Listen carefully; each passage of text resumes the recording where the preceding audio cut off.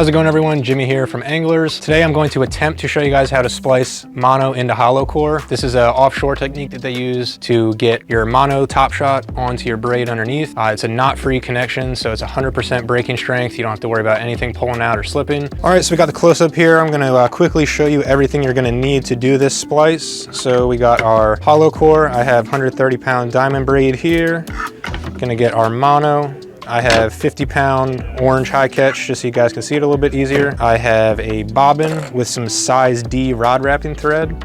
We just use white here. And lastly, very handy, I'm just gonna have a set of nippers. All right, so first step, we're gonna get our mono all good to go. So I got my splicing needle here. This is a 40 or 50-pound splicing needle, and I got our 50-pound mono. Usually if it's not a fresh spool, I'll just take and just trim off the end so it's clean. I'm gonna take and insert the mono into the back end of the splicing needle. Then I'm gonna go in a couple inches. I like to put a kink in the line, push it in, and then I'll do the same thing another couple inches down. This just kind of adds some resistance from that mono against the needle, make sure it's not just gonna slide out as I'm trying to thread it. So I got my 2 kinks, push them in, and then all the way in. And then we're gonna start with the hollow core. 130-pound hollow core. This is going to be very similar to braid. It's just almost like a Chinese finger trap. There's going to be no center strand. It's going to be hollow in the center. So I'm going to take that. I'll usually cut a little bit off just to have a fresh start to work with. I will then take my finger, try and get that a little bit flattened down, just make it easier to get that needle in there. Then we're going to take our splicing needle and we're just going to push it right into the middle of that hollow core.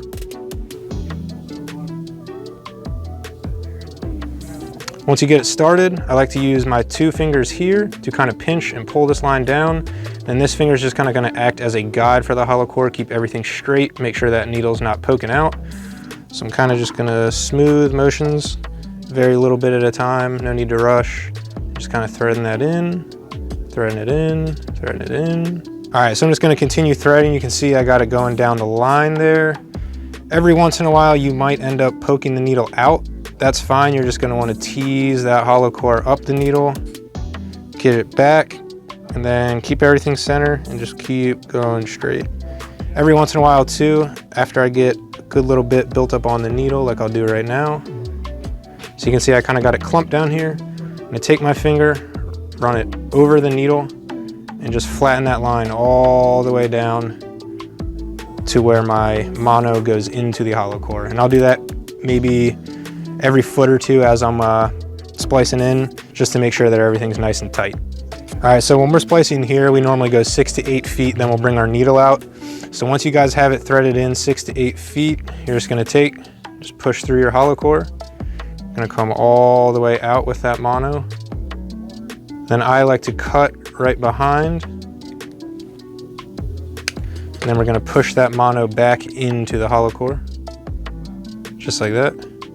I'm going to tease it out, and then same thing, I'm going to take and just make sure I push all that slack, tease it all the way down. You can see it's just smoothing it out, making sure everything's nice and tight all the way down.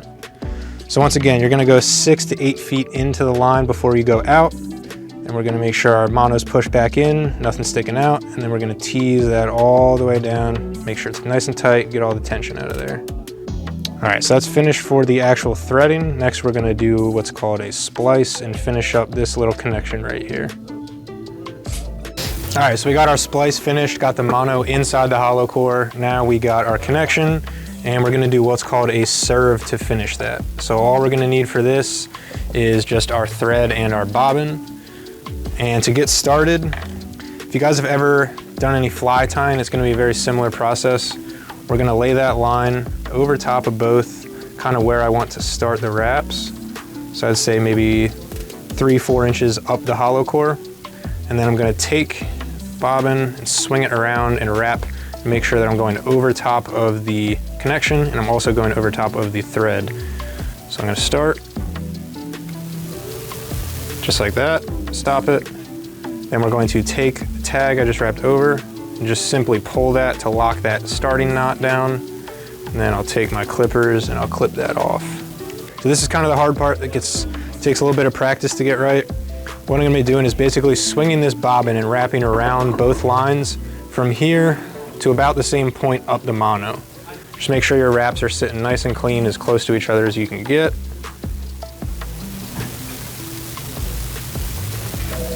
Keep going, and then I'm gonna stop right before I get to where the mono meets the hollow core. So I like to go pretty much right up to that point, and then I will get back with you guys right before I go over it.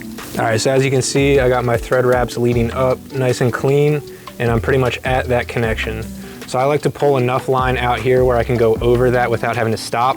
So that should be enough for me to get over the other side without having to stop the bobbin. So let's just spin that on. And then same thing, just gonna pull some down and keep going until I'm about the same length off the mono as I was off the hollow core.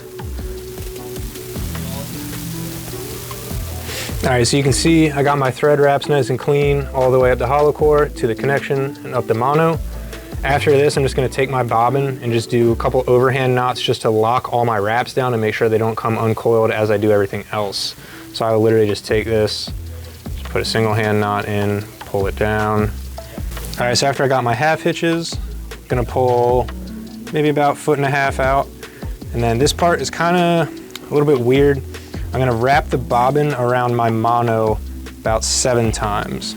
So all I'm doing is just taking this and literally just wrapping around my mono once, twice, 3, 4, 5, 6, 7, and just make sure you do not cross your wrap coming down from there. So once I get all my 7 wraps around, I'm actually going to cut the line coming out of the bobbin and grab that with my mouth. This is the part that can be a little bit weird and takes a lot of practice to kind of get right. Basically, I'm gonna be pulling this knot up the mono, keeping tension with my mouth as I kind of tease everything out and pull it up. It sounds a little confusing, it's a little bit weird at first, but I'll kind of do my best to explain it. So I just cut from the bobbin. I'm gonna go ahead and put that in my mouth. And you can see,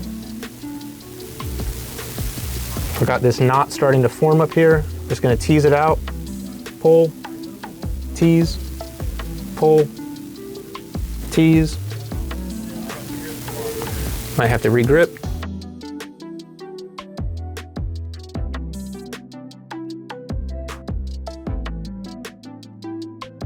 And you can see that knot's just gonna come down and almost wanna lock on itself. So I'm just gonna let it finish.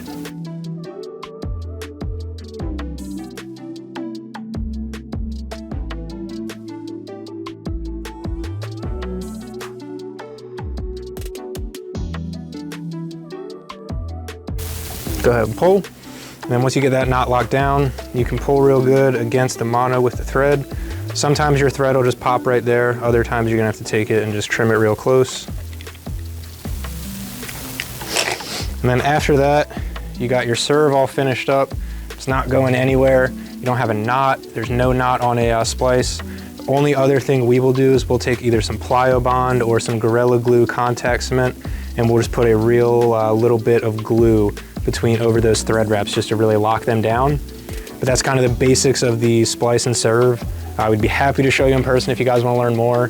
I'm not the best teacher and it's not the easiest technique to learn, but if you got any questions, come in, feel free. We got everything here. I'd be happy to show you. And yeah, just keep practicing and you'll get it.